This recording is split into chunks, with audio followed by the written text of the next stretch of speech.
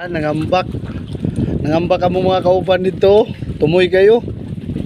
Nasangit siguro yung dala natin kaya tumalon sila.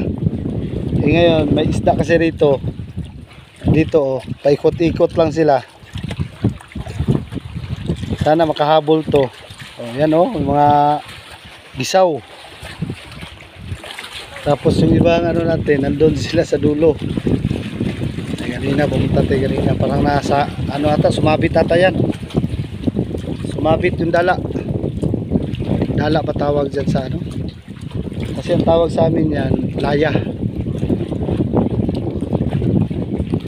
tawag sa amin yan.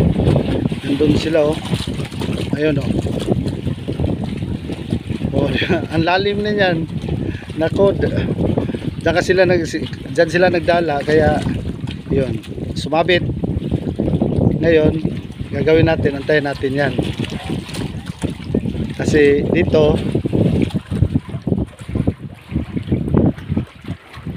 kasi nandito sila kaso nga lang malikot yung tubig, hindi na klaro.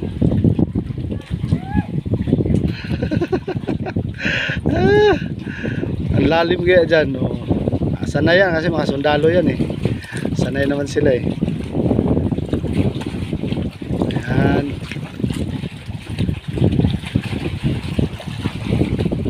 Laungan ng barko, tumalon sila doon. Ang sabi nila pag merong mga ganito kahit malalim walang pumapasok na yung mga nakakatakot na pating kasi nga yung pating kasi yung balat daw nila sensitibo yung balat nila kaya ayaw nilang masugatan o masagi doon sa mga sisi kung tawagin mo talaba. Kaya yung mga ganito pag nandito ka sa area na yan safety ka pero talagang kung hindi ka sanay nakakatakot din. Pero yung mga iba natin mga kababayan, yung mga pag namamana sila, yung mga nag-spear fishing tuwing gabi ganyan, hindi sila natatakot sa ganito kasi sanay na sila dahil alam nila na yung pating hindi na makakapasok sa ganito kasi pag sumabit sila dyan talagang sugatan sila. Alam naman natin yung balat ng pating talagang sensitibo, silang kaliskis. Ayan, nakuha na yung dala, may laman ata, sana may laman. Ayun